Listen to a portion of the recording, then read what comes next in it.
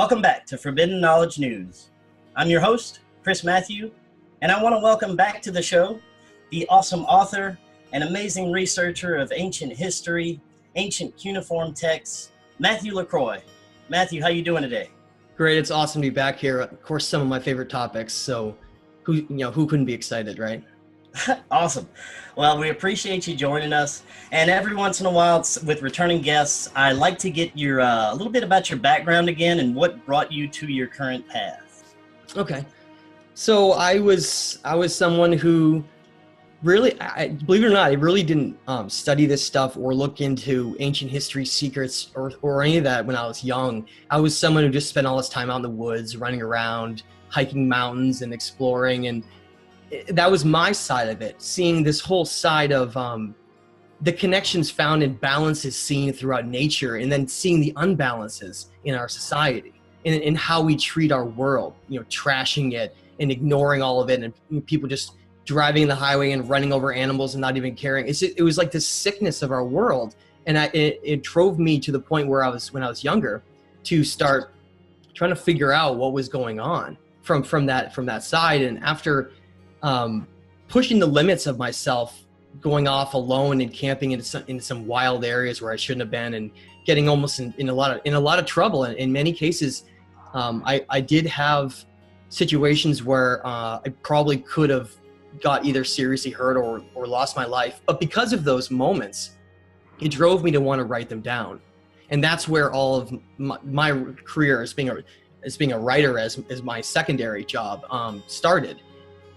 And then that's where the whole ancient history thing began, because as I started writing down and looking into my perspective of how I viewed society and how I saw, the balance of nature and everything. And I wrote, my first book was actually called My Wilderness, because it was this idea of my perspective on how I viewed the world and the experiences that I was having, my experiences.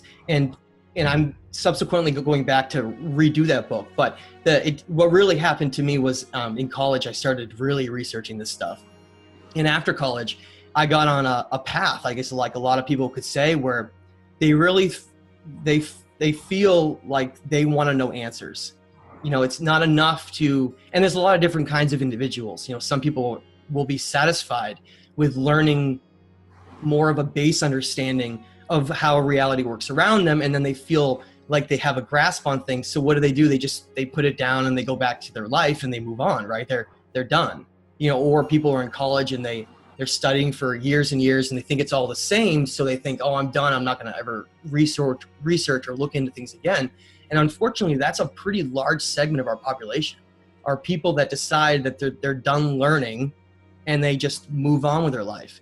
In reality, like a lot of us truthers know, is once you start going down this road, you realize that you don't really know that much at all, because there's been a lot of things hidden, and there's been a lot of means which have blocked off our understanding of the fundamentals of both ancient history and reality, because of a tightly controlled curriculum that was designed by the Rothschilds and the Rockefellers years and years and years ago, that is taught in every school. And that's why people when they start looking into the Sumerians and all of the advanced knowledge that they had, that they got out of nowhere, and they developed basically everything that we know of today in terms of the fundamentals of agriculture, governing, laws, mathematics, that all came from them. And yet the Sumerians aren't even really taught in school.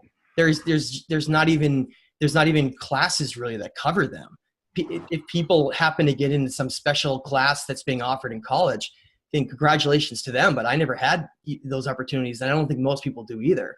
And so when I started going down this road, it became apparent to me that there was a lot of information that was jumbled and just left out there with these breadcrumbs from all these ancient societies, and they were trying to tell us something. They were trying to tell us a story. And so I then got on this road of saying, well, what is our story, and what is the story of history? And that's how we get to where we get today, because I was someone who had the opportunity to have some time, which is, I understand, is a critical component in all this. If you don't have time, how are you supposed to do any of this? especially if your energy is all drained through working and spending all of your precious time, and then you don't have any ability to be able to find these things out. And I do think that's one of the brilliant things about YouTube is it does give people, if they're objective in what they're picking and in what they're looking at, it gives them the opportunity to listen to something maybe perhaps when they wouldn't be able to read or study something, right? Right. I don't know if you can hear that, but it is storming in the background back here. Yeah, that is rain. So if we happen to go out, I'll reconnect on my cell phone, but just letting you know, that's what that background noise is. It is storming out here. But sorry, go ahead and continue. Yeah, that's fine.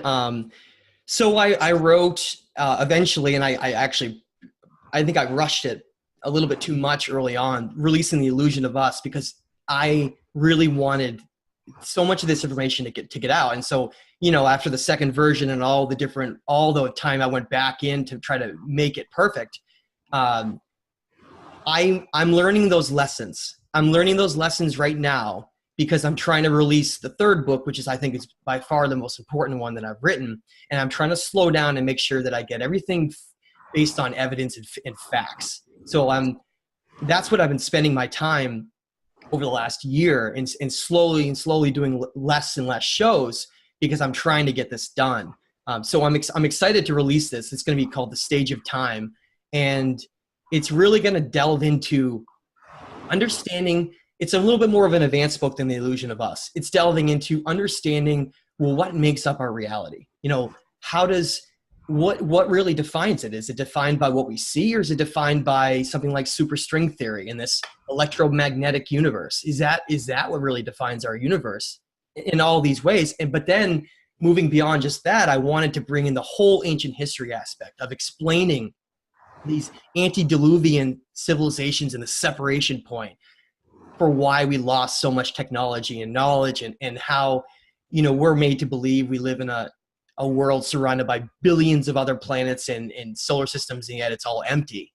And yet, there's never been any influence with any of developing human societies and any of that. And so this book is going to take all of these juicy pieces of evidence from like the Atrahasis and the Enuma Elish and the Emerald Tablets and so many other places too. It's going to take so many of these juicy pieces, and it's going to have direct translations from the best translators that have done this.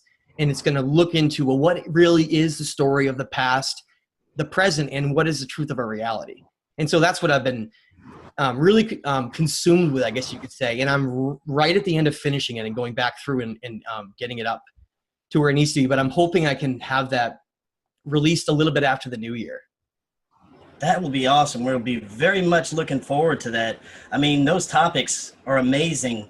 And it brings us to some of the things that I'd love to talk about tonight. And I'm glad that you mentioned our education system and how they don't teach anything real to begin with, let alone any real history. And you've done such amazing research into the Sumerian cultures and the ancient cuneiform. And let's begin there. But let's not only begin there, let's begin with where we come from. Okay. Anunnaki beings, were they our creators? Did they create us from something that was already existing here? What are your thoughts? Okay. Before I jump into that, I want to just let people know that we're going to be going through some topics that I've never discussed before. And some of these things I've gone over in a few shows, and I don't want to be redundant. So what we're going to do is we're going to start with some human origin stuff, with some Atrahasis and some other various readings that I've just to give us a base, so that we can delve into some of these more complex topics, like the Nephilim and some of these really neat things that Magellan saw. And we're going to go into Emerald Tablet number 2 and some other various pieces of evidence that are really pretty amazing and unknown to a lot of people. So let me start by sharing a few slides while we have this discussion. When you think of the past and you think of where humans came from, and you look around at the animal kingdom, I think one of the greatest means that has held back our society and our consciousness from understanding the larger truths of where we belong and what we're part of is by thrusting us in this Darwinian model of us being just simply an animal like the rest of the animal kingdom. And a lot of people maybe aren't really aware of how destructive that mentality is. If someone feels that way, which most people do, because that's been what's thrust and taught to us through all these different means, it's this idea that we got to this point simply based on survival of the fittest and by stepping on everything else to get here. That's essentially what that means, kill whatever is attacking you, conquer everything you can around you, and then become this powerful civilization that is these advanced monkeys, right? That's what they want us to believe is what's happening, and that there's no outside influences in that, this whole, pool of ooze gets struck by lightning, and then you have these, macroinvertebrates and all these things that come out of this, and then eventually all of these different millions of species come out of it, and eventually human beings come out of apes. And that's what we're taught. Right. And I want to talk about how that's not what ancient history says, and that's not what the evidence says at all. The evidence is actually quite the contrary.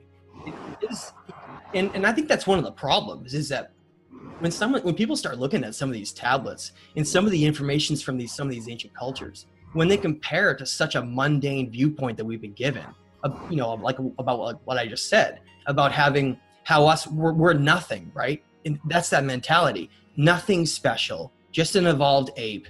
You can get whatever wealth you can, accumulate whatever you can, have this, get as much as you can. We're kind of treated that way by the elites as well. That like we're nothing. With the food that we eat and the air that we breathe, they kind of enforce that we are basically nothing as well. Exactly.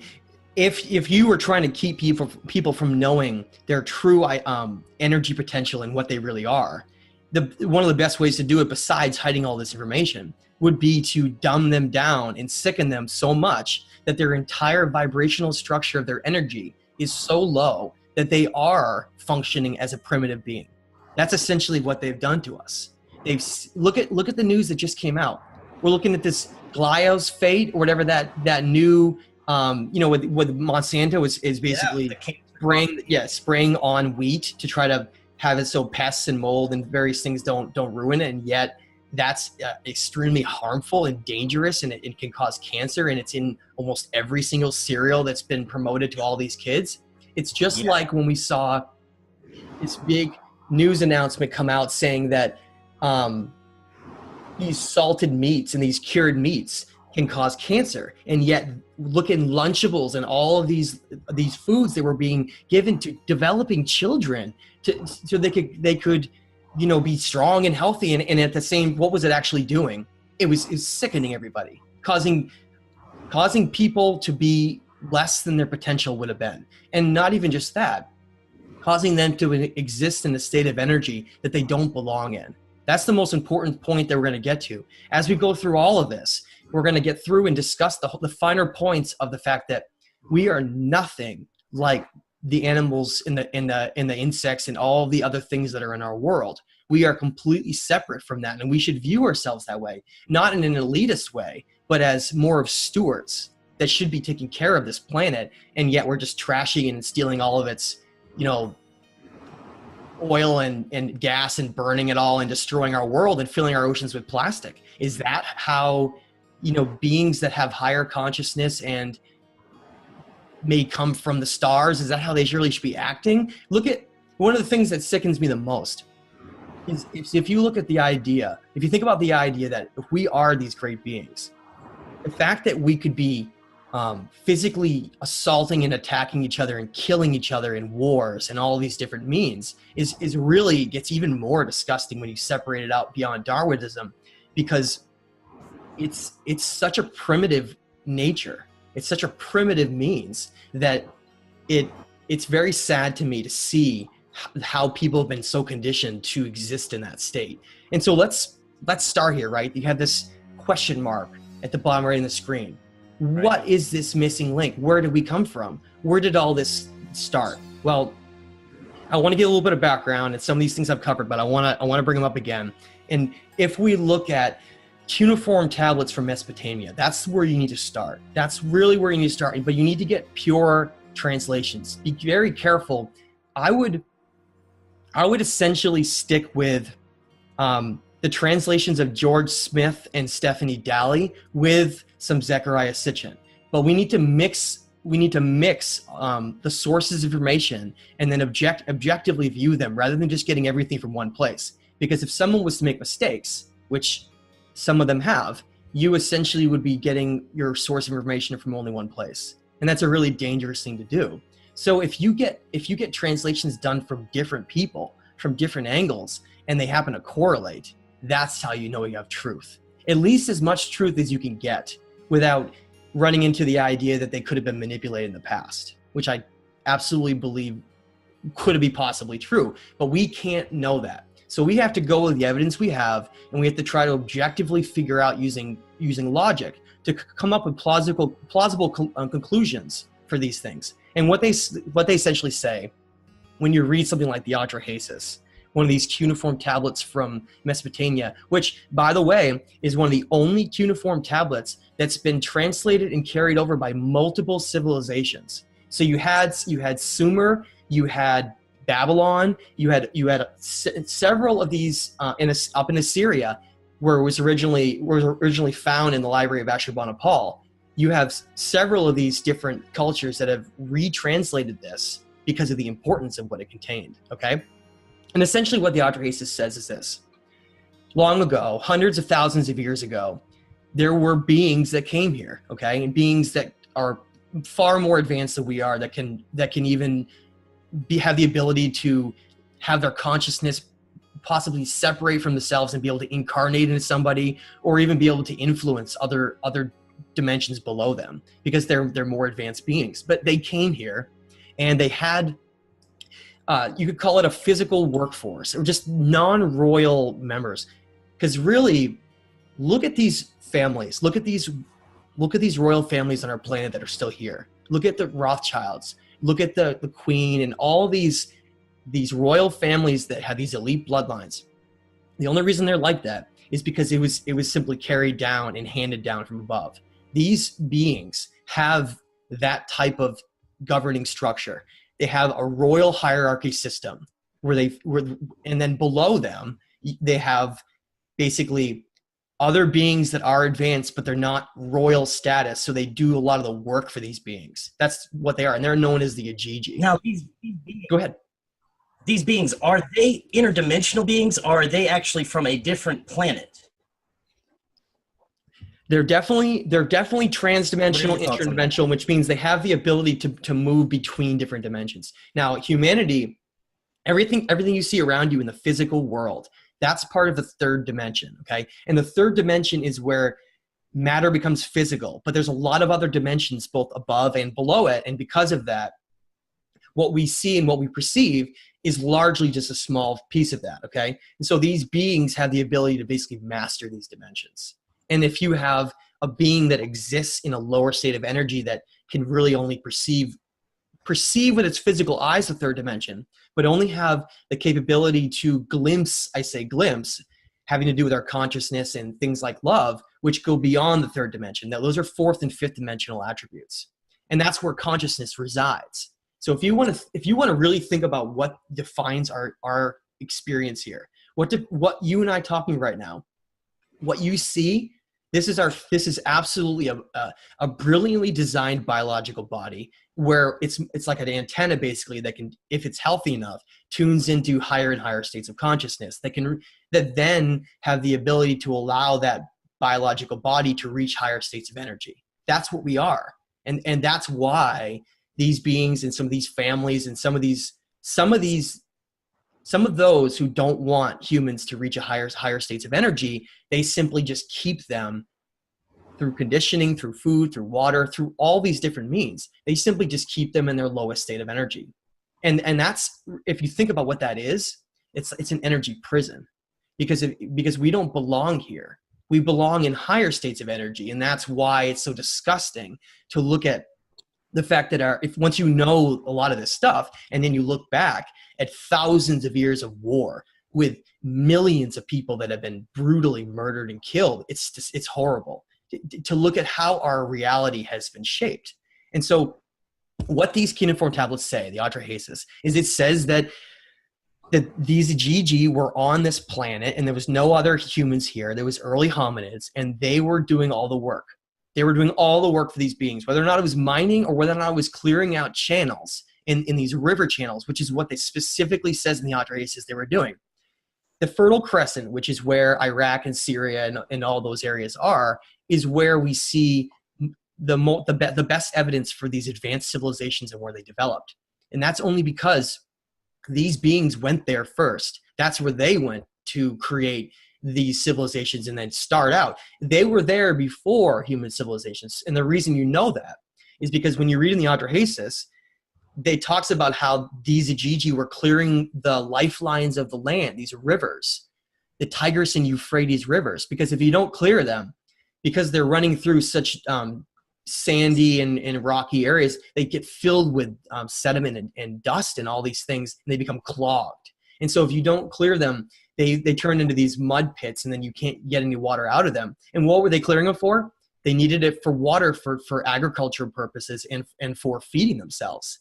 And that's why you see this continued common interest in needing some kind of a labor force to be able to supply them with energy and food and all these things, because you had these beings, again, that are higher beings who are being forced to do manual labor in the third dimension, and they don't want to do it. So eventually, this is where this 3,600 year number comes from. After 3,600 years, these Igigi beings, they revolted, and they actually took over, and they demanded relief, and they weren't going to do this work anymore. That's not what they were made for, okay? And that's where the story begins. Now, these translations of the Atrahasis, as I mentioned, because there's been a lot of stigma behind Zecharia Sitchin. He got a lot of things right. He got a few things wrong. But George Smith, first of all, translated the Atrahasis almost 100 years before anyone else. And that's important because it represents an unpolluted viewpoint. And then Stephanie Dalley came later in the 70s and 80s, and she further agreed upon the same translations. Almost no changes were made. And so I want to show some of what was said, and then we're going to get into some of these really interesting topics, like what are the origins of these beings, and what is the truth of the Nephilim, and some of these other really interesting topics. And I want to read a very short paraphrase. Yeah, Go ahead. No, I think that some of the reasons that we only hear about Sitchin's work is they just only want one viewpoint out there, as opposed to hearing all the ones that, like you're speaking of, to get a better understanding of what's going on. Exactly. And what do? They say Zecharia Sitchin had no professional training, and then they discredit him. How are you going to discredit Stephanie Dalley? She's one of the top Assyrian experts in the world. She teaches at Oxford University. She's still alive, and she's got several books. And so you have these experts who have translated this. And wait a minute, I thought the word Anunnaki was made up by Zecharia Sitchin. No, it's not. And you're going to see that when I read it right now. It's not at all. And that's something we need to really make a point of, is that these beings were first mentioned. They're called that because that was the first civilization that knew of them. And they called them that because they're actually called the Anunna, Anunna. They're called the Anunna, and then the Sumerians simply called them the Anunnaki because it represented them coming down to Earth, that's what Earth is. Earth, the name of Earth is actually Ki, which is really interesting, the word Ki, right? And so I want to read a very brief quote from Tablet 1 of the Atrahasis, which also echoes the Enuma Elish on Tablet 6. So that, again, if you find correlation, that's something you want to pay attention to, because that usually leads you more towards the truth. I'm just going to take a paraphrase from tablet number 1 of the Atrahasis, but this is essentially what it says in regards to human creation and the jumpstart that occurred to us. It says, Enlil sent for Anu to be brought down to him. Enki was fetched into his presence. Anu, king of the sky, was present. Enki, king of the Absu, was present. All of the great Anunnaki were present. The Igigi declared, Every single one of us has declared war. We have put a stop to the digging. The load is excessive. It is killing us. Anu made his voice heard and spoke to the gods, his brothers. What are we complaining of? Their work was indeed too hard, their trouble too much. Anu made his voice heard Ea made his voice heard and spoke. Let us create a mortal man so that he may bear the yoke, the work of Enlil. Remember that, the work of Enlil. Let man bear the load of the gods. Nintu made her voice heard and spoke. On the 1st, 7th, and 15th of the month, I shall make a purification by washing. Then one god shall be slaughtered. Then a god and a man will be mixed together in clay. Let a ghost come into existence from the god's flesh. And let the ghost exist, so not to forget the slain god. And I just think about what that means for a minute. A ghost, consciousness, okay? So that they could create a being that would be advanced enough that what we think of as human consciousness, advanced consciousness, would be able to incarnate into it. And that's something that I think a lot of people, it gets past people. It's like, what about animals and in other biological creatures that don't have, a certain brain capacity and type of energy capacity? I think all consciousness has a common source, but I think that individual consciousness is what defines us, which is eternal. And that's where the whole karma and reincarnation comes from, because we do have our own unique conscious energy. And I think to allow that conscious energy that we are, that's higher dimensional, to be able to come into a biological hominid being, you have to have that being be at a certain point. What does that mean? If they wanted to create a being that was essentially stupid and would just be an animal that would follow basic orders, they wouldn't have higher consciousness. It wouldn't happen. Okay, it'd be a much more basic type of creature. But instead of that, we had a situation where we have this incredible biological design, and I'll get into that more, where we have this ability to tune into our higher states of consciousness, and that's what we are. We're all these creator gods here that are in this body that are being tormented and used in our lowest form of energy to just give up all our energy to never advance and reach higher levels. It's quite amazing if you sit back and you look at it from an outside perspective of what we are and what we're doing. And that's the whole point behind a movie like The Matrix. That's what it's trying to get at the whole time. Now, with that translation I just read from the Atrahasis, a lot of that is hidden in symbols and metaphors. It's one of the things that Thoth talks about, is how a lot of this has been cleverly and deliberately hidden. Because what would happen if it wasn't? If all of this was written in plain tongue, simple, right? Instead of saying they mixed something like clay together in a slain god, what if they just talked about how they took a primitive biological hominid and genetically jump-started? They don't use those words. Why? Because this information is part of it's made to be uncovered through agreements that were made to be uncovered by those who have the ability to uncover it. So that if someone wasn't at a certain conscious level and they hadn't reached a certain imbalance, or they're not on a certain path in life, they can't just find this and immediately understand it all. Because the reason behind that is everything is protected, so that you ever heard that phrase, with great power comes great responsibility, right? Right. That's the same thing with us, is that we are not allowed to reach these higher states of energy. That's been designed that way by these beings, unless we are able to get through certain roadblocks and reach and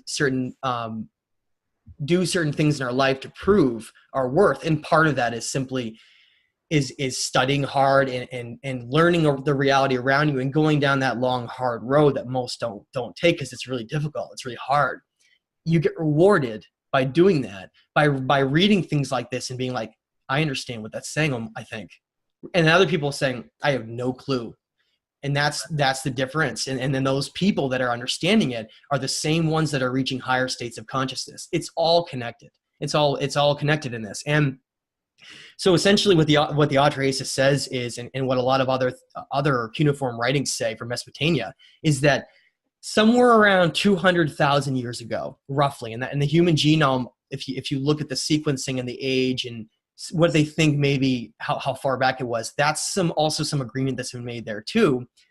In this time frame, doesn't mean it's exactly that, but it means a lot longer ago than we've been told.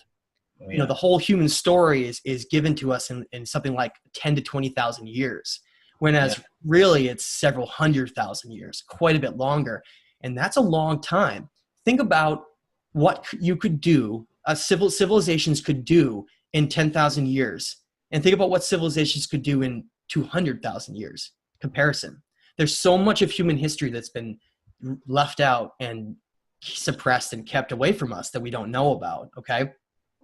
Now, the first thing I want to bring up is that these beings on the right, Enlil and Enki, who's originally called Ea, they're not simply metaphors for things like the sun and the moon and the planets and the different, these are not just the archetypes of human nature.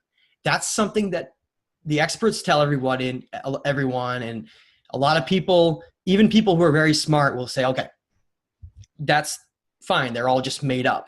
Then how could every culture all across the world echo the same exact information, knowledge, and the certain traits that these beings have had? I'm not saying that these beings have physically been involved in every single culture and like telling them what to do and handed them, but I think they were all based on ancient influences that have been able to carry through.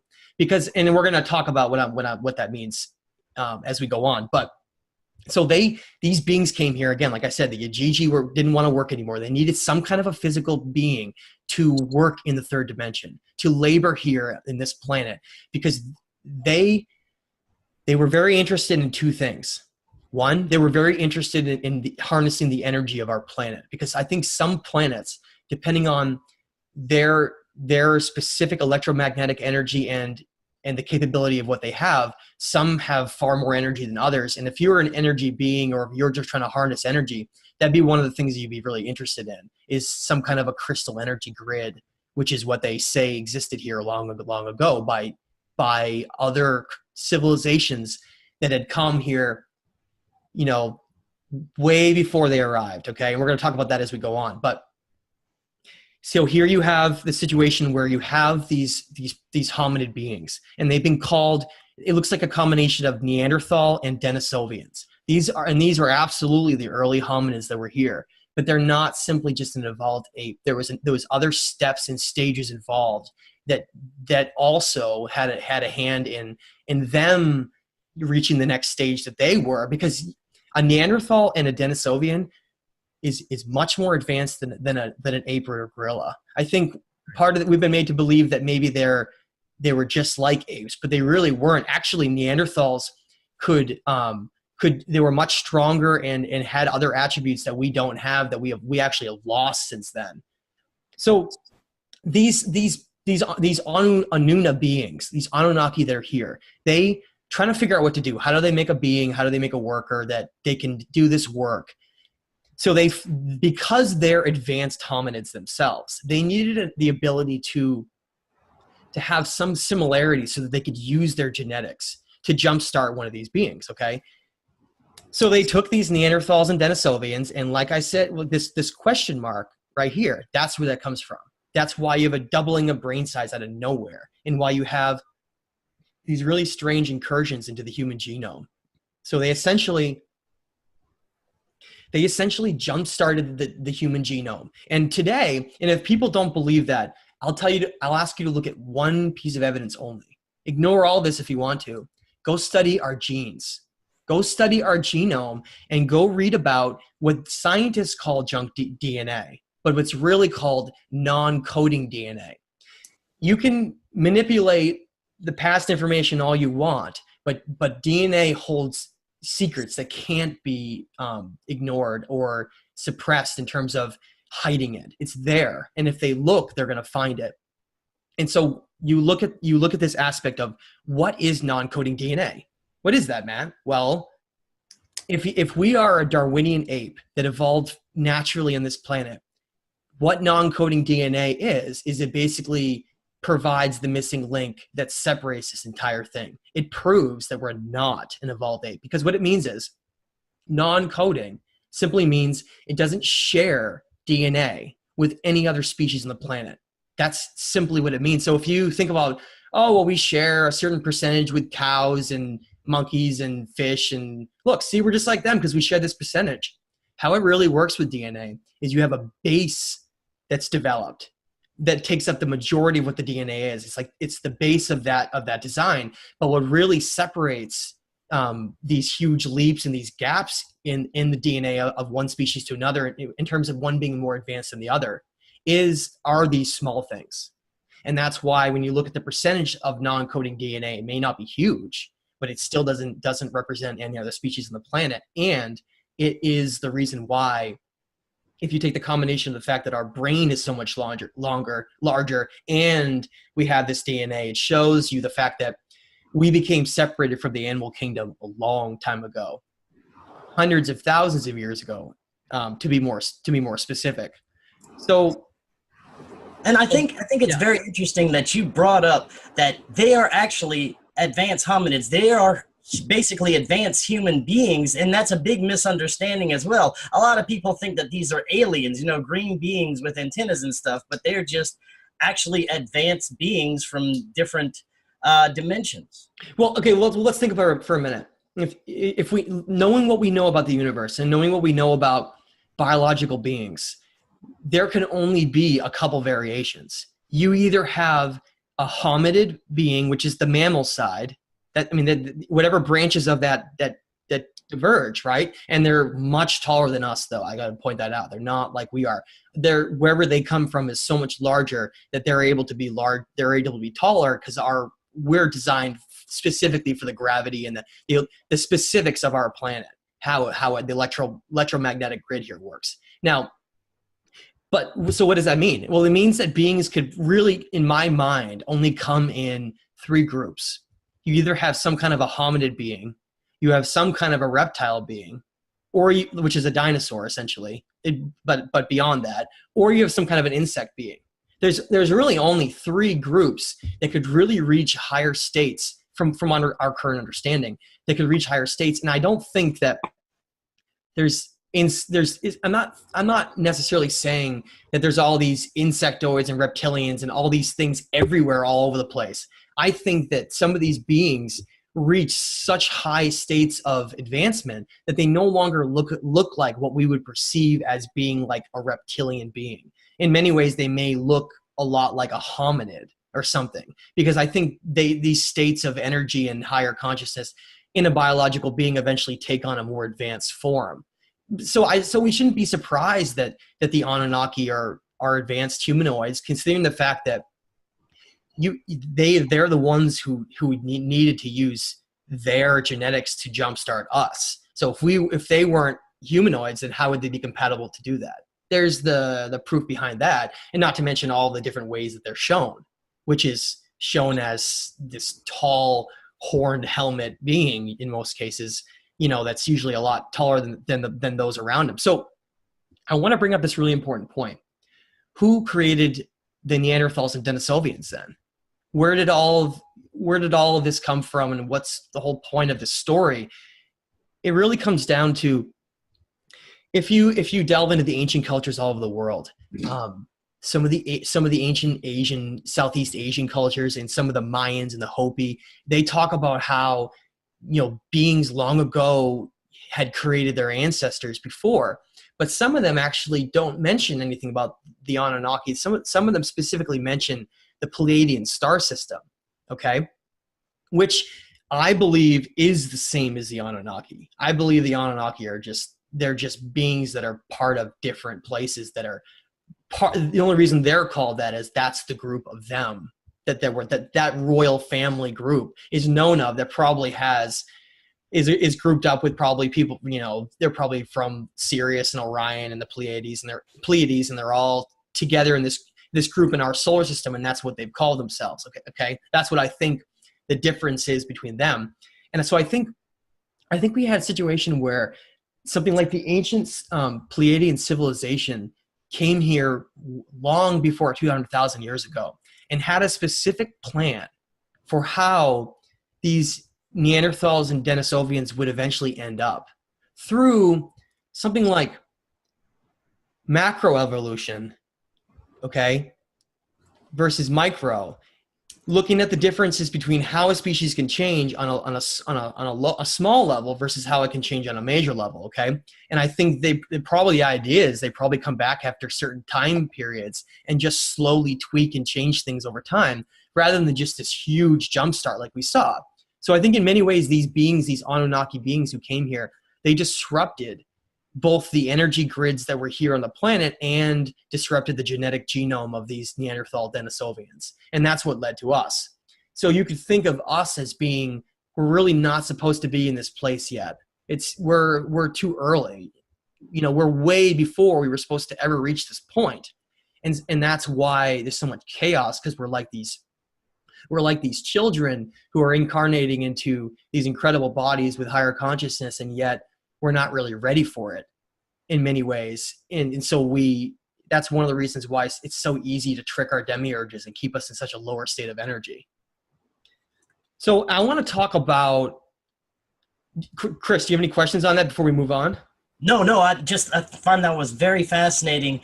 And just that I had, there must have been some kind of split along the way in the, or a disagreement in how we were supposed to go among the leaders or the hierarchy of the Anunnaki, because of the suppression along the way. But I'm sure you're going to get to that. Actually, I guess I should bring that up. Let me bring that up. That's a really good point. One of the things I talk about a lot is the whole idea that in this Royal Council of 12, they call them, okay? They've had many names for them. They call it the Elohim. They become the Council of 12, the Anunnaki. There's a lot of different names that they've been called, and they became greatly this is one of the reasons why I'm glad you brought it up. It's one of the reasons why we see so much conflict we see today is that Enlil, remember the work of Enlil, when I mentioned in the Atrahasis, the work of Enlil, he was in charge of the physical labor on the earth, on the planet, okay? So you have this group of royal beings, and they have certain names, and their names are not like the names we have. The names that they have are names that have been given based on their title.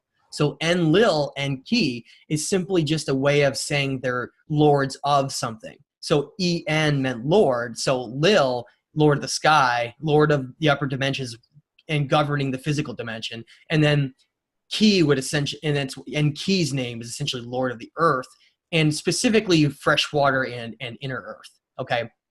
Because I think some of them, they basically consider the third dimension part of the role of Enlil instead of Enki. Which, by the way, if that decision had been different, everything would have been changed in our history. Because what happened was essentially there was this great divide that developed between these beings.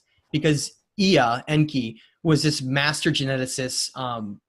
The Australians actually said he was the great serpent and one of the great creators of the universe. So we don't even know how powerful these beings are. But Ea, Enki, the great serpent, dragon, he was this master geneticist. And one of the amazing things about it is that I found so fascinating, no matter how many times I mention it or read about it, is the idea that Enlil wanted us to be designed, and some of the others, wanted us to be designed as simply a primitive worker. But Ea, with the help of Ninmah, ended up designing us as a being that could even reach a higher state of energy than them. Try to wrap your head around that.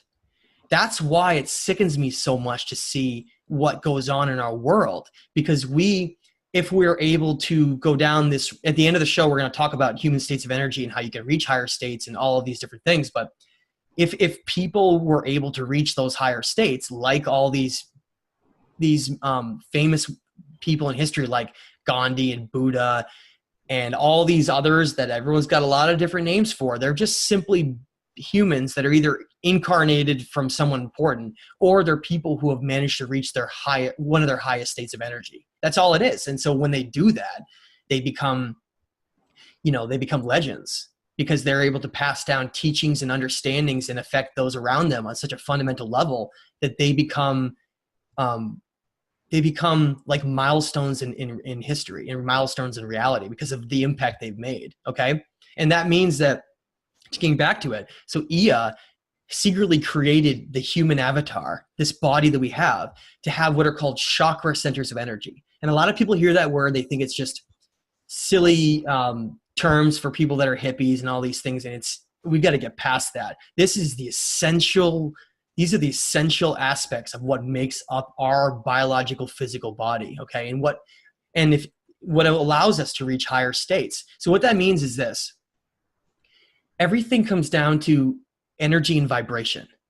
And as a human reaches these higher states of awareness and health within their body, they're able to raise their vibratory structure, their energy of their body. And when they do that, they basically unlock these different chakras which exist in the kundalini of our spinal energy, right? They're able to unlock each one. And as you do that, you're able to reach higher and higher states of consciousness and energy. And that's the very thing that some of these beings don't want, okay?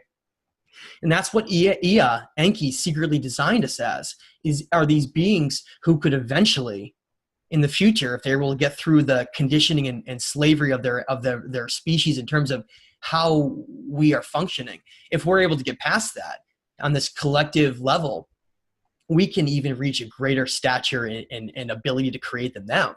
So we become the creators of our reality rather than them and others dictating how reality goes. If you have, let's just say, just hypothetically, all right, they were to say, have this mass news announcement that said that there was this massive bomb that went off and killed like thousands of people, but it didn't actually happen.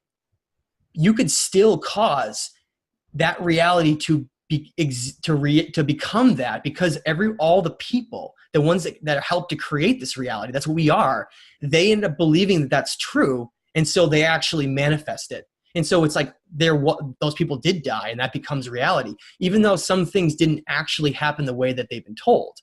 Human beings will believe something for so long and be so conditioned for so long that it almost becomes part of history, and we take on the energy and the responsibility of maintaining that, even though in many cases they're lies, like how we perceive certain heroes and certain individuals throughout history. So when Enlil and some of these others found out that we had the potential to reach this heightened state of our energy, they were furious.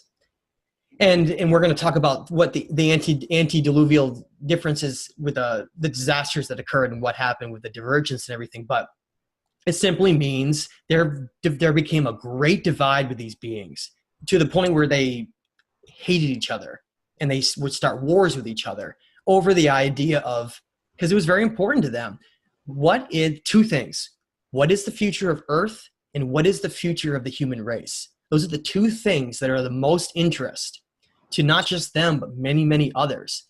Because if you're an advanced being, you have the capability, and you've seen this in so many places, they talk about this, you have the ability to see timelines. You can perceive timelines. So you could actually say, you could have the ability to look far into our future and say, what is that being going to eventually reach? And if that's something that could be a threat to them, not in a physical way, but in a way where they take over their own reality to become greater beings and such. Some of them don't want that, because they can feed off the energy of everything that's here, because what we're essentially doing is giving up all of our creative energy that I'm going to talk about. It's called Ba, B-A. All of our creative energy that the Egyptians called that, we're giving it up freely to them. That's essentially how this works, because we're not using it for any kind of creation. We're simply using it to do manual labor and really simplistic things in a lot of cases. There are people, doctors, and a lot of people that do really hard things. I completely understand that. But at the end of the day, you look at the fact that we're working 40 to 60 hours a week, in some cases more, and all of our time is simply being stolen. And that's the whole point, to make us look at reality as the means of just an ape that got here and needs to just keep working because that's how reality works. When in reality, we're nothing to do with that. We're nothing like that at all. Okay. And so this divide became this struggle in war that I call the struggle of the eagle versus the serpent, because these different gods carried different symbols, powerful symbols that would represent themselves, and others that were part of them, and then civilizations who the certain kings and the bloodlines that were carried down to certain individuals that would carry on the same structure.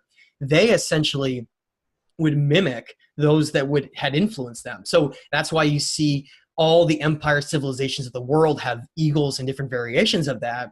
And then you see any kind of a conscious civilization culture have either a serpent or a dragon, because a dragon essentially is a serpent that simply metamorphosizes. And that's one of the things that's hammered in almost everything you see with these ancient Sumerian civilizations and anything out of Mesopotamia is this idea of wings. The caduceus medical symbol, the whole wing idea, it simply just represents the metamorphosis of energy. So if you have the metamorphosis of the symbol of a serpent, which is a symbolic representation to represent that side, is higher knowledge, balance, wisdom. Okay. What does the snake do? It sheds its skin all the time, like transformation. And there's a lot of reasons why these beings are beyond intelligent. There's a lot of reasons why they chose the certain symbols they did, because those symbols, like we have on the screen right here, Thoth chose the symbol of the ibis because it's a patient teacher of mankind. These are birds that slowly and patiently and methodically they feed and they exist. And that's the mentality he wanted to show, this patient teacher. And so none of these symbols that show these animals and these references, that's nothing to do with what they look like. We got to get past that. We got to look at this from a metaphorical view and a symbolic view, and look at what are they trying to tell us? What are they trying to tell us about human energy, about energy consciousness and energy of the planet, and what are they trying to tell us about all this stuff? And that's what we're gonna get into. So as you may have noticed, the conquerors of our world and our flags, if you do a little research and go look up eagle flags of history. Go look at how many there have been, and you'll quickly be like shocked and sit down and say to yourself, so the war, what does eagle mean? It represents seeing everything from above and being the controller and dominating everything and being a war power. That's what the eagle means. It has nothing to do with a beautiful eagle bird, okay? It's the symbol. And so you look all around the world at these civilizations, and they've conquered the serpent and the dragon. There's really nothing left. The last ones on our entire planet that existed were the Druids, and they were wiped out by St. Patrick and his thugs during St. Patrick's Day. That whole holiday celebrating the cleansing of Ireland and northern Scotland and that whole area. That's simply wiping out and eradicating the last society that still practiced the knowledge of the ancient serpent dragon. And that's why you see the Aztecs, the Mayans, and you go all the way across to all the Asian cultures and all around the world. It's just the same thing. And we're going to get into some Slavic mythology too that a lot of people don't know about, that talks about the same thing as well. So what do I have on the screen? Well, I want to talk about where possibly these beings came from. I already mentioned, I think that they likely came from somewhere far outside our solar system. And the evidence for that is really fascinating, actually. If you think about the idea of like an invading solar system or something this very old, and you look at a lot of the Pioneer 10 data from, we were talking about in previous shows, looking at the fact that there's a dead binary sun that it's been this conspiracy that they haven't told us about, that's been influencing, that has a planets potentially, or at least a large planet that's potentially been impacting our outer solar system, and maybe part of this story all along, maybe part of the idea of where all of this began and why there's been so much destruction in our solar system. And so in Codex number 2 of the Nag Hammadi scriptures, which I highly recommend people read, the Nag Hammadi scriptures represents, which the word Nag is snake. So it's basically like snake knowledge. It's representing one of the best collections that exist from Gnostic writings from the ancient past, which is eventually became rewritten and turned into modern Christianity much later after.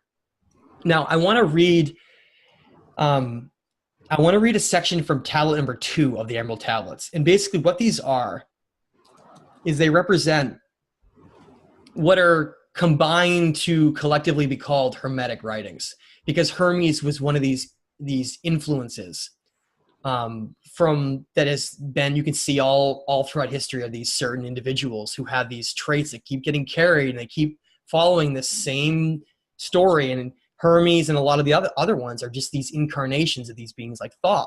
Okay. Right. And what Thoth says is that he was from Atlantis. Okay. He came from Atlantis. And if you look in the Emerald Tablets, it's very clear that when Atlantis was being destroyed, he left and he went, and he's the one who built the pyramids of Egypt. And then he left when he was kicked out by Ra, when they switched over to the solar calendar, because he was the crescent moon god. He was the one who was part of the lunar calendar. A lot of people don't know that. So he leaves Egypt and he goes and starts the Mesoamerican cultures, and he was one of these. He was an ibis in this, the symbol of the ibis represented in Egypt, but he was usually represented in other incarnations and other times as a serpent and dragon, as being part of Ea's legacy. Enki's part of that side. You remember this division between those who wanted to help humanity reach higher states of energy and consciousness, and those who want to not allow that and not allow us to reach those states. Okay. So one of the neatest things about this is in the Emerald Tablets, which is one of these ancient writings that goes back to, we don't even know the origins of it, but it goes back to so long ago that it's likely just carried on from Atlantean knowledge. And that's because that's what Thoth says right in it. Okay. And what he says and I want to make another important point. A lot of people there's a group of society out there that thinks the Emerald Tablets aren't real, and they've been written by someone to trick us and all these things. Go look at how many famous people in history, such as Isaac Newton, who used the Emerald Tablets to literally figure out their theories on reality. Okay. What the Emerald Tablets do is they provide such conclusive evidence that we just keep verifying that it would be impossible that it would be a fake thing. Because if it was fake, why would it be truth? I mean, I've read the Emerald Tablets, and it would be an amazing fakery. I couldn't see how it could be, a fake. It's like every answer is there, right? It's amazing. And I want to read a section on this because it talks about these beings, these great Anunna beings. It doesn't mention them by name, but it mentions, them being part of this and where they came from, and how these beings really are, we're the children of them. We're in the design and the essence of them. Okay. And that's why there's so many common references to children. And I'm going to read a segment from tablet number 2, where it says, far in a past time, lost in space time, the children of light look down on the world, seeing the children of men in their bondage, bound by the force that came from beyond. Knew they that only by freedom from bondage could man ever rise from the earth to the sun. Down they descended in created bodies, taking the semblance of men as their own. The masters of everything said after their forming, we are they who were formed from the space dust, partaking of life from the infinite all, living in a world as children of men, like and yet unlike the children of men. Then for a dwelling place far beneath the earth's crust, blasted great spaces by their power, living in the world as children of men, surrounded them by the forces and power, shielded from harm, they, the halls of the dead. Side by side then, placed they other spaces, filled them with life and with light from above. Builded they then the halls of Amenti, that they might dwell eternally there, living with life to eternity's end. 32 were there of their children, sons of the lights, who had come among men, seeking to free from the bondage of darkness, those who were bound by the force from beyond. So One of the things that he mentions there that's so fascinating is, well, many things, but one of them is the halls of Amenti, okay? And right now we're seeing all these discoveries being made with all these tunnels under the pyramids of Giza, where some of these areas underneath, some of these tunnels and these openings may be more extensive than even what's on the surface. That is something that people have to wrap their minds around, is that the surface may just be one of the places where a lot of these secrets lie. And most of them may actually be underground, because these beings are very smart. They know, and they look at Earth's history, that there have been so many cataclysms and destruction that have occurred that they can't risk losing everything on the surface. You know, you're not going to lose the Great Pyramids because they're so huge. And that's one of the reasons why he built them, besides energy. It was also to be a beacon for the future. But also, if you build underground, you know that it'll be protected. It's in some ways forever. So one of the greatest discoveries that's going to be made in the future is going to lie in these tunnels underneath the Great Pyramids. Where now, hasn't NASA taken over an aspect of the Giza pyramid? Have they what? Now, haven't they taken over some aspect of the research at the Giza pyramid? Well, we just saw that a huge announcement just get made that I think everybody's been waiting for, where they discovered that there's electromagnetic energy that's been perfectly tuned within the Great Pyramid of Giza, which everybody in our circle has been just waiting for, because we knew that. And that's simply just the component that is about harnessing the energy, because there's no writings or anything in the pyramids, and there's never been any pharaohs found in them. Those are all lies. They're simply massive energy power plants. But here's the question.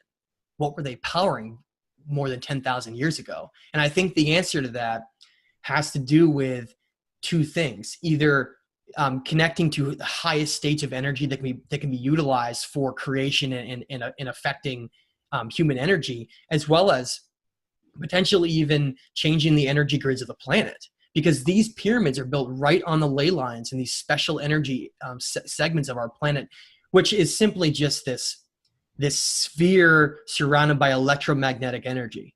That's what everything is. That's why Tesla discovered free energy. He was simply just utilizing the electromagnetic energy of our planet that it creates. That's what these pyramids are. That's what all of these designs are all around the world, from ancient mounds you see out in Mexico in the Southwest, all the way to temple pyramids, and then all the way to these large pyramids. They in many ways had the same purposes, slightly different things at times, but overall they had the same purposes about energy. And so Thoth from Atlantis says that these beings came from beyond, and they started using humans to incarnate into, and they would hide in them and pretend they were man and do all these. You know, it makes you think, if they were the ones responsible for maybe they were the ones responsible for new inventions and not just some random person tinkering. If you consider the fact that they mentioned how many times they keep incarnating and using people and using us for different means. And they call themselves the children of light. And they say that they were created when space, like back when everything was being formed from space-time, and it's mind-blowing. But it really echoes the idea that they may be millions of years old, and that's why we can't wrap our heads around how complex all of this is, because they're just so far beyond our capability of consciousness that we're just trying to pick up the scraps and pieces of all this without really understanding probably what the larger picture of all this is. Right. I mean, there's so much. I mean, if you're just starting to get into this and discover these tablets and these old writings, it's so much to digest, and there's so much to cipher through. It's hard to tell the truth, but I mean, with people like you getting all this excellent information out there, it's making it more abundant for people to understand what actually happened in our past. Exactly. And take something like the Emerald Tablets. Again, more proof that they're not fake. Try to follow them. That's what I did. I took the teachings that were in there, and I said, I want to see, and the ancient cultures all around the world, like the Gnostics, I said to myself, it's not about just writing about this stuff. I want to see that. This is why one of the reasons I'm so passionate is I've seen some of these higher states of energy by following this curriculum of how you can raise your vibration and all these different means.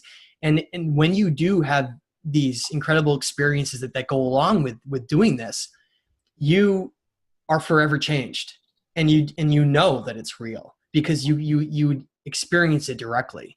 And walking outside in a higher state of energy and being so much more connected to your consciousness and all these other things, all of a sudden reality just becomes completely different, and your perspective on how you viewed everything changes, and a lot of your activities change, and what you used to do that was maybe just passing the time by then becomes doing things that actually create experiences and grow you. And that's why there's such a difference in it between certain segments of society, because you have one segment that starts to learn about this stuff and just goes on, the deepest rabbit hole ever and is considered crazy and a lunatic, because on the other side, some of society that's been given this mundane viewpoint, they look at some of this stuff without doing any of the studying or looking any of the history or the evidence, and it just looks crazy to them. And I would just like to bring up something that I bring up all the time, but it's just so important, is if you were around hundreds of years ago and you were told that there were giant lizards that were the size of buildings and houses running around all over the earth, stomping around, eating each other, these huge lizards, you would laugh your head off. I know I would. You would laugh your head off. But what's amazing, though, is if you take that same group and then you bring them into a building and you start going, look at all these bones. You ever seen bones like this before? And you start putting them together to show this model of a skeleton of an enormous lizard. And all of a sudden what became crazy is no longer crazy anymore. It simply seemed crazy because you didn't have the necessary information to be able to weigh and compare what you're looking at. And so all you have to do is well, not all you have to do. It's a hard road, but by going down the road of accumulating this knowledge and doing this, you're able to separate yourself out, to know that there's all this stuff is existing.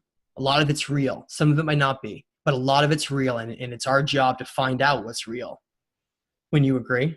I would definitely agree, and that's exactly why I do this show, is to get the truth out there, or what could possibly be the truth about our history and everything that's going on that we don't know about. Exactly. So I want to go into this next topic. It's one of these topics that, again, I brought up that dinosaur thing because we're going to be talking about giants and the Nephilim and fallen angels. And now I wanted to say, before you get into this, I've been fascinated with the giant mythos. Especially you hear it in the Book of Enoch. It was removed from the Bible, probably for a very good reason. And I'd love to hear what you have to say about this. Go ahead. Sure. So we're gonna have some discussions about this, and I want to bring some facts to the table, not just, again, like that evidence thing we were just talking about. Let's bring some facts to discuss this. Remember, we were talking about how the Anunna are very tall. You see that in a lot of places. Right behind Chris on the wall there on his poster. That's the famous giant seated from Sumeria, where they have, one of these great beings that's standing, far above all the rest. That's simply a fact. They were much taller than we were, okay? You can see that everywhere, all over these writings. They didn't simply represent their stature as greatness. You make them larger than life because of that. It wasn't about that. They were very large. And we're going to get into evidence that proves that, okay?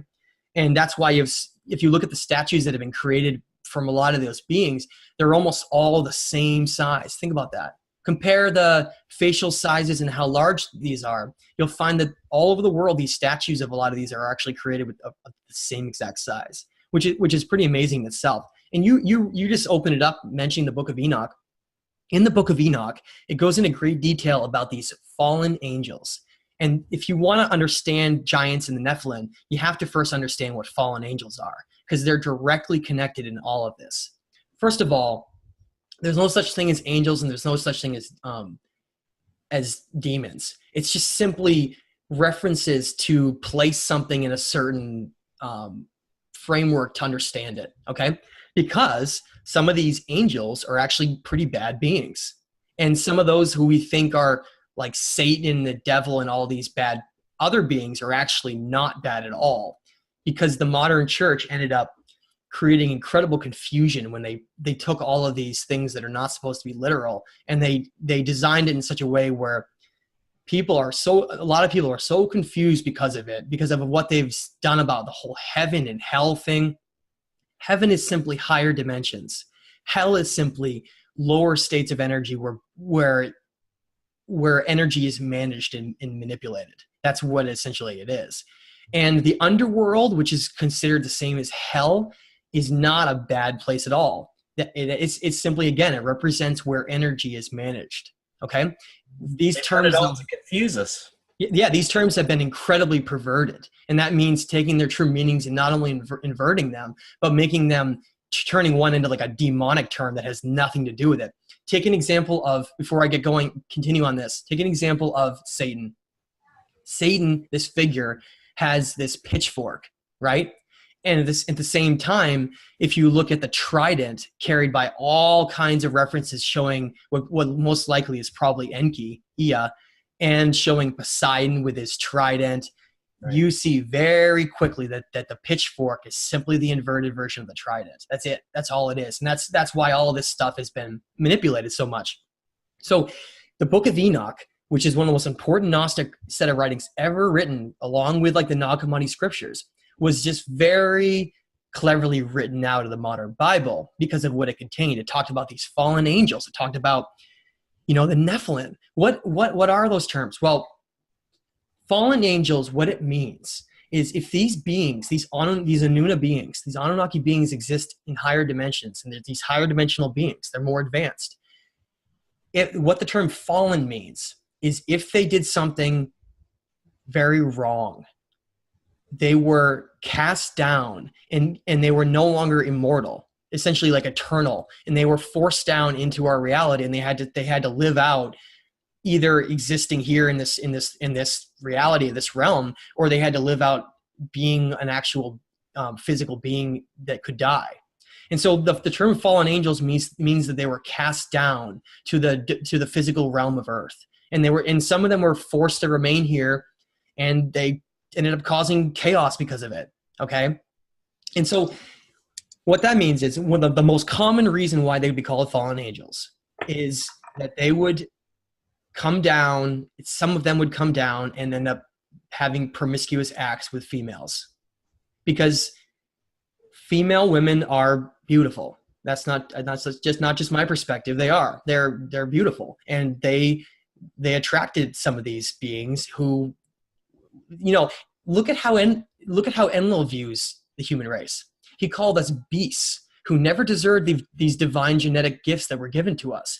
So if you have that mentality held by some of them, where they don't think that we ever should have had this given to us in the first place, that's one of the things that justifies their reasoning by keeping us in a lower state of energy, because they don't think we deserve it. So if you have that mentality, and you have some of these beings that mate with mortal women, was seen as an incredibly despicable act. And so that they were then kicked out from this realm, this higher dimensional conscious place that they exist in, and they were forced into our realm to stay here eternally.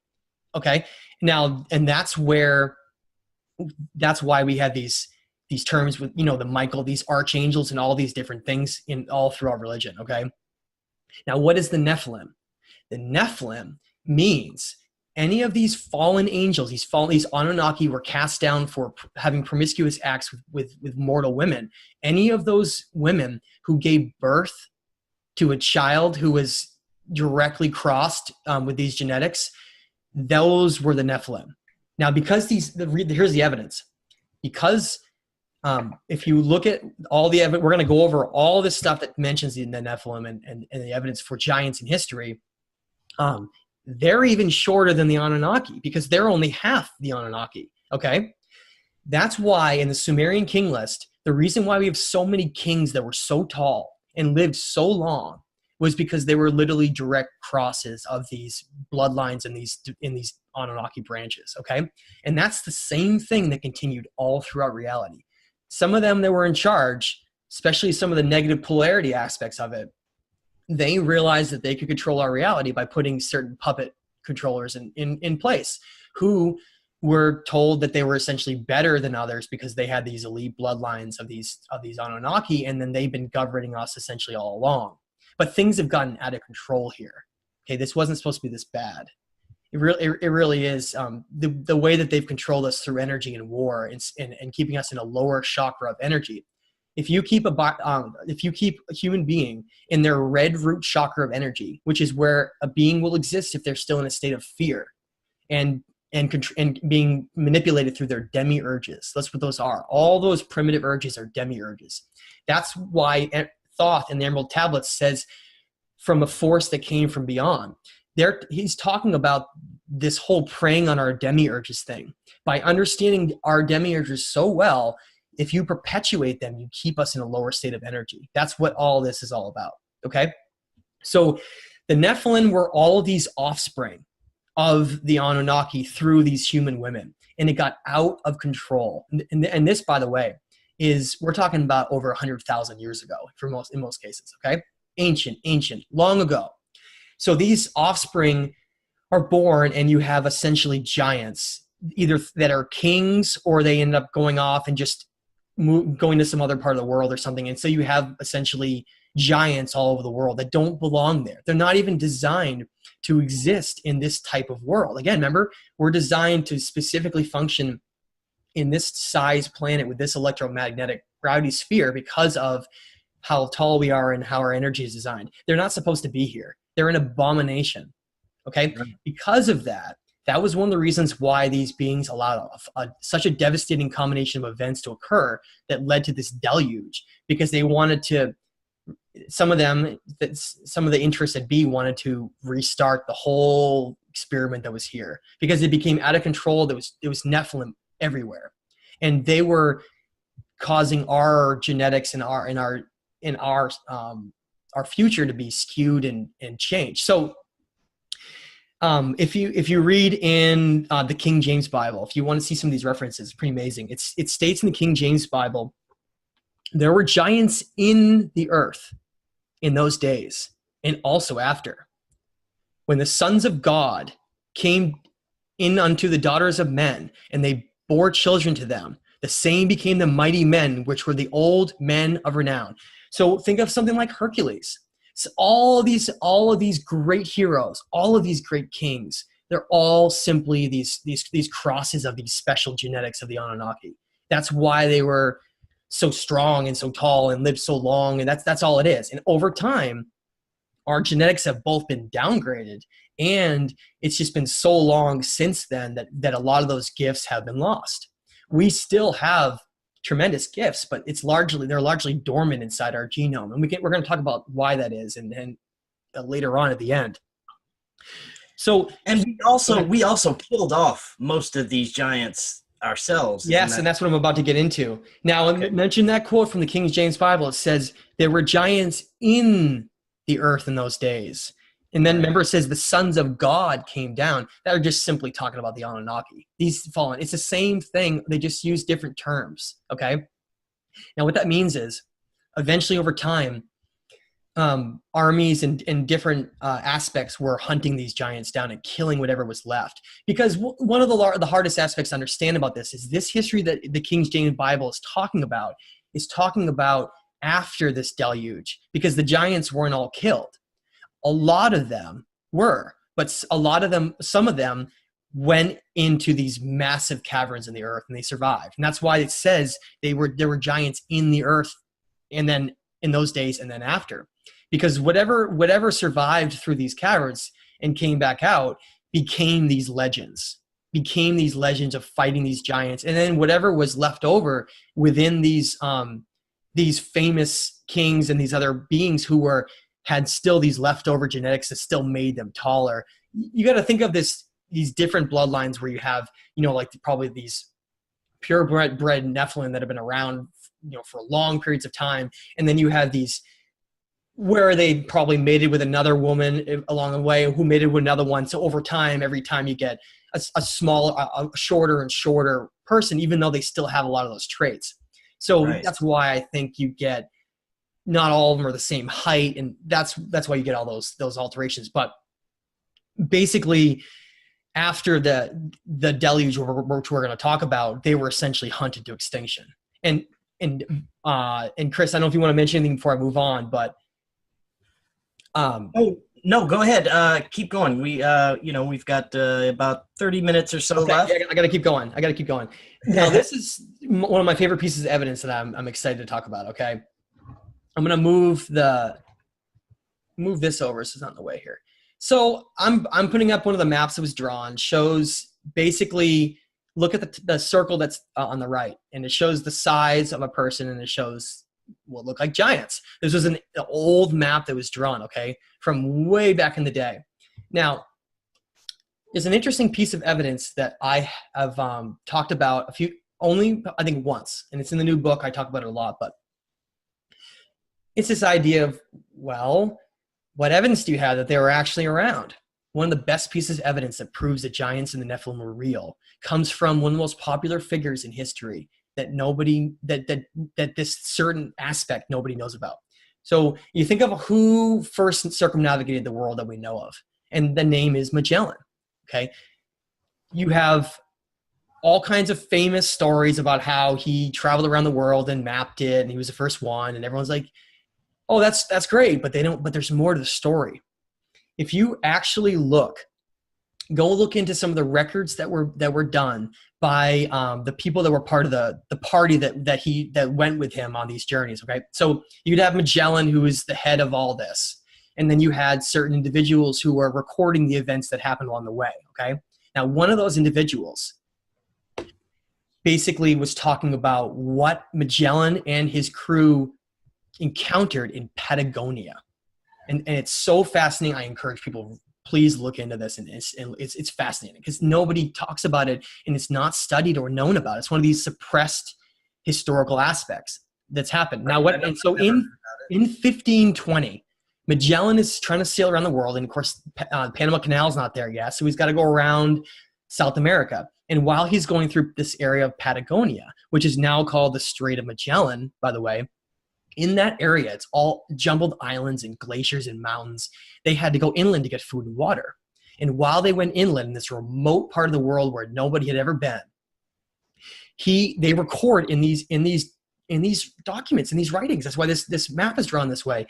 They record that their party came under attack by, they called giant men, that some of them were over 10 feet tall. That's in the records from Magellan and his party, okay? Over 10 feet tall, and they had to fight them and then flee from these regions.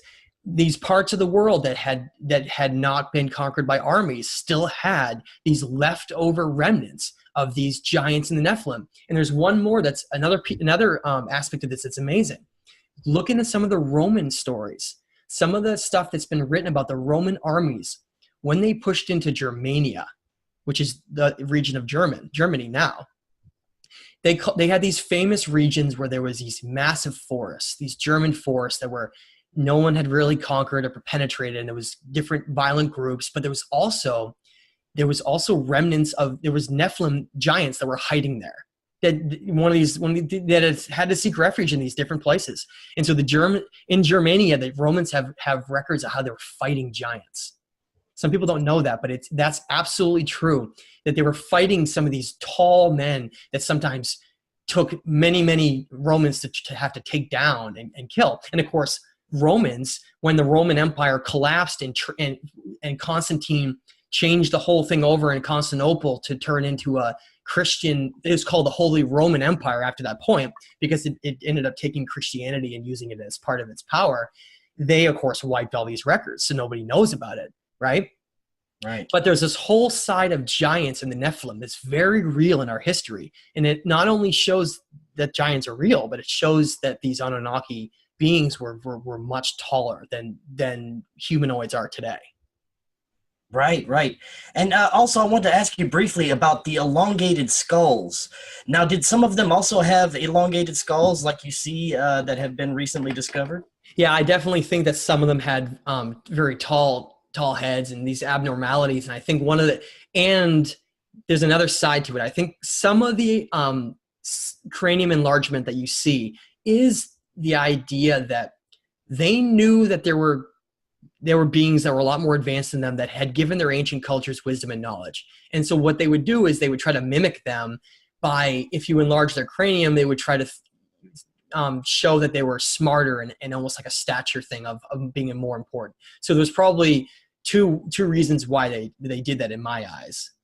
And Chris, that leads us into, what did we lose? Where did all this go? And so I want to bring up, of course, all of the ancient megalithic structures we see on the earth, and all of these incredible locations such as Göbekli Tepe, who have been radiocarbon dated to over 10,500 years old, and on the left you have the enormous stone block at Baalbek, Lebanon, that weighs 1,242 tons.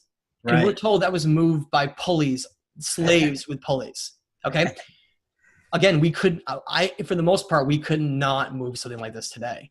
If they could, why don't you ever see large things being moved like that? Okay.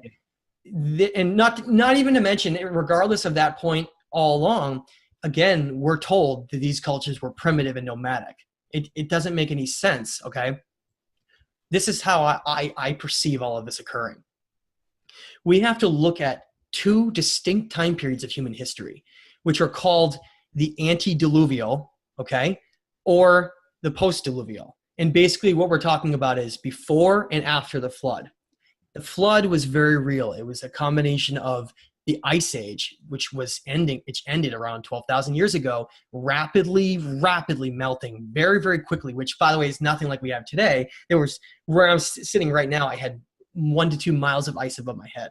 So we're talking about enormous ice age that had melted extremely fast, and then through other tectonic forces on the earth led to horrible destruction from volcanoes and tsunamis, and that's what we think of as the flood. And the whole earth wasn't covered in water at one time, but there was disasters occurring all over the place. And that's why we see the disappearance of so many of these animals right after the ice age, like saber-toothed tigers and woolly mammoths.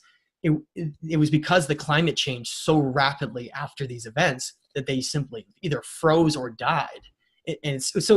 When you look at the power and the dramatic occurrences of these events between 10,500 years ago and 12,800 years ago, because I think there was multiple events that happened. I think it was over the course of over 1,000 years.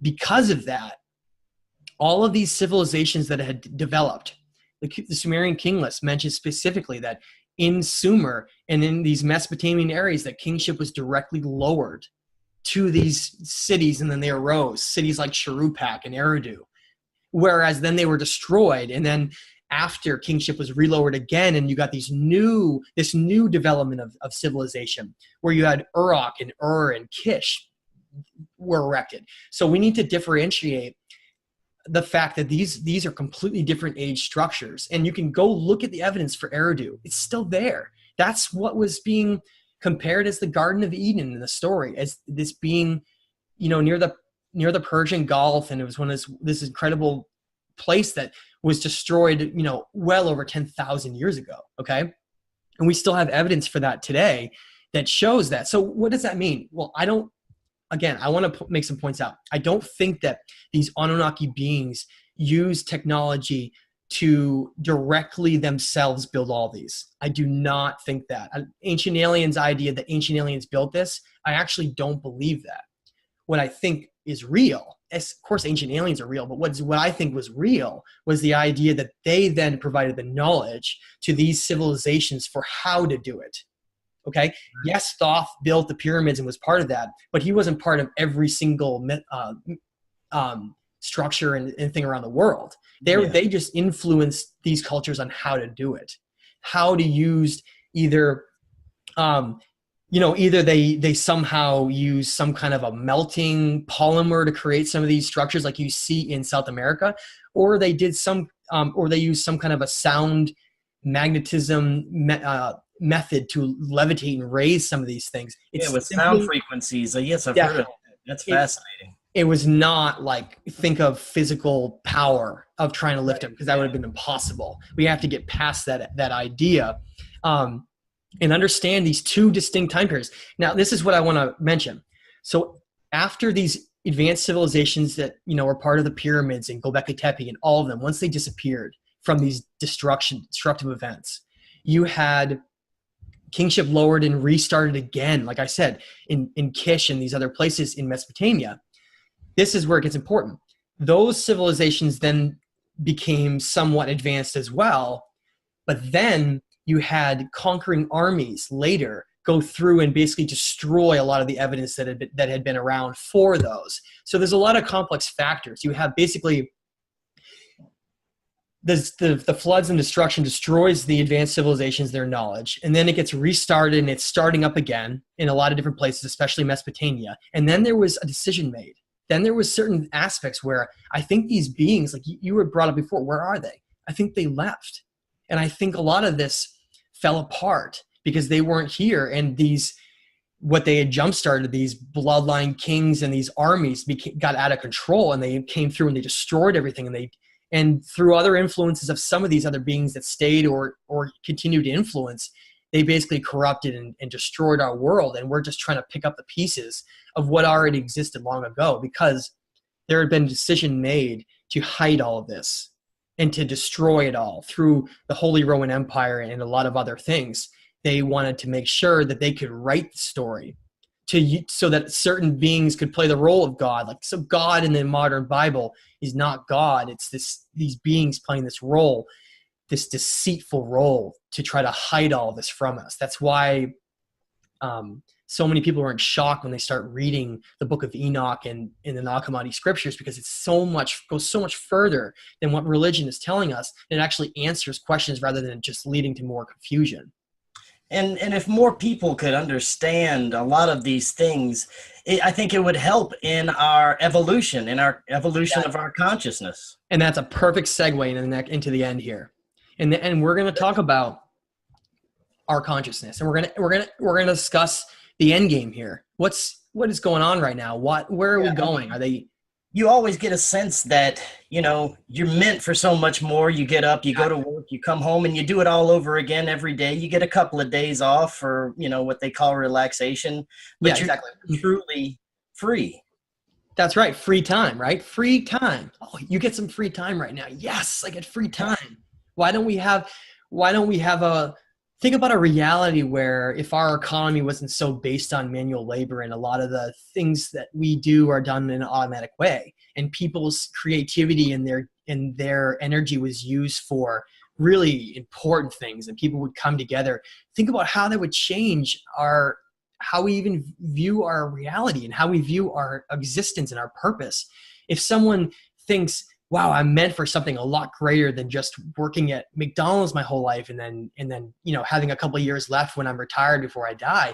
There's so much more to this. And that's why you can't just tell someone this. They have to go down this road to experience themselves. When they start reading about all this and understanding the ancient history aspects and understanding what these cultures had tried to tell us all along, that was then covered up and destroyed by a lot of sides of this that didn't want it being known, you quickly learn what really defines our consciousness and what defines the experience here, and everything changes. Everything you see, the way you perceive everything changes. And like I said, you start changing your life. And now there's two terms I want to bring up. The ancient Egyptians had very important terms that separates the different physical and non-physical states of our energy.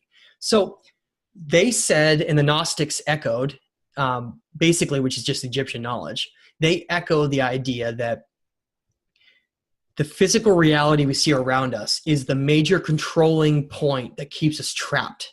Okay, because if our energy at its heart is based on a non-physical, conscious, eternal energy that is,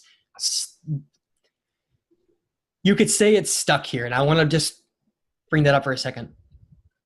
Some of the writings talk about how these beings created some kind of a soul trap system here, where they could feed off of our energy by creating the means for which it was so hard to reach ascension that 99% of the beings that were there never could. And so they were stuck in an incarnation cycle endlessly.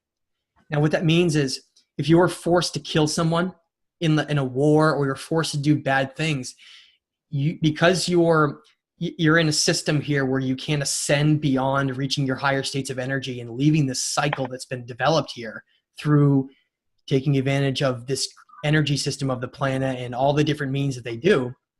If you're killing people and you're doing all these different acts in your lifetime, you have to try to clear your conscience and clear those actions before you can ascend. That's what Osiris in Egypt, all those teachings talk about. Look at how it says these pharaohs, when they were going to the afterlife, they had to have their conscience weighed, their heart weighed. What did that mean? They show scales. If you have fear and unresolved things within yourself, if you don't resolve them, you'll never ever be able to reach higher states of energy, and you'll be stuck in an incarnation cycle endlessly. And so what do? Well, some of these beings who have been in control of this time of Pisces, this zodiacal time of Pisces, that have created such a negative polarity here, before we go into what will be a very positive polarity in Aquarius, it has to be, it alternates, okay? Before it happens, though, they were able to, by the rules of balance that they follow, to create the means for which, because of the rules of free will here, because we can decide whatever we want, they made the game so that, look at today, right now. If you decide you don't want to pay taxes or get a job or do anything, you go out in the middle of the wild summer, you build a cabin, you're like, this is amazing. I'm living off the land. One day, someone finds out you're out there and you go to jail because you haven't paid taxes in 10 years. And why are you paying taxes? You're not working, you're not doing anything, because there's a system in place here that's been designed where everybody has to follow these rules of this system. And those rules keep everybody in this certain state. Now, if you then take that system and you create chaos all the time through orchestrating wars and all of these mass suffering and fear and dumbing us down through food and all these various means, you can create a way where, yes, hey, you have free will. You can reach whatever state of energy you want here. Oh, but we've designed the game where it's going to be almost impossible to get there because of all the factors and things that come into play to do it. It's this perfect way where you have because of the laws of free will, it forces us to essentially keep reincarnating over and over again and giving our energy, because we don't, in our short little mortality of only 120 years that our cells have been capped at, that they start to degrade and we die. We don't have a lot of time. We don't have a lot of time to figure it out. So we just keep doing this over and over again, right? Until our solar system enters into our galactic center of our Milky Way, like right now. And some of these beings knew that despite all the energy slavery and all the things that could happen, they knew that eventually we would reach these higher states of consciousness, regardless of all the means that try to prevent it, simply because when you reach the galactic center, the energy is so much higher and your vibration goes up. It's almost like a boiling pot of water on an oven that you cannot hold in any longer. And that's where we are now. At this point right now, there's a war in our reality, in our world, to both condition people further, hiding the truth, and to try to create some kind of a draconian one world government where people lose all ability to have freedom to ever reach their highest state, to put a stop to all what's going on right now. And that's where we are right now. I mean, you hear it all the time that we're living in some sort of simulation, or like it's like a training ground so that we can actually ascend. It is. They call it a holographic universe. It doesn't mean everything's fake. It simply means that everything comes down to certain levels, strings of vibration. It's called superstring theory. Everything is vibrating at a certain rate, and everything is being affected by the electromagnetic spectrum of another body, another object. The larger an object is, the more electromagnetic energy it has to affect something else around it. That's why because we're these beings that have the electrical circuits flowing through our water charged system, when your aura, your energy, you get around somebody else and you haven't fine-tuned it, you get drawn into their state of energy. Give me an example. You're having a great day. You feel happy, you feel fantastic. And you're walking down the street and you meet your neighbor and they're crying their eyes out. They just said that their son was just hit by a car, and they start telling you all the details. What happens to your state of energy? You match theirs, don't you? That's how we work. unless you can have the control of your energy and you can not allow others to impact you, which is really hard, you essentially, the collective of humanity has this means where we all are functioning on almost the same level of energy because we're all being influenced by those around us. That's why wireless signals and all these things disrupt us on such a level, and because of those factors. So the Egyptians said, getting back to it, they said that the great, in the Gnostics, the great illusion of our reality that holds everyone back in the vice, in the chains of our reincarnation cycle of energy over and over again, is the illusion of the physical world. Because at its deepest level, we're all just energy that's trying to reach higher states. That's it. Energy trying to reach a higher state. And so that's why they call the creative energy within us of higher energy called Ba energy. And it's the energy of creation.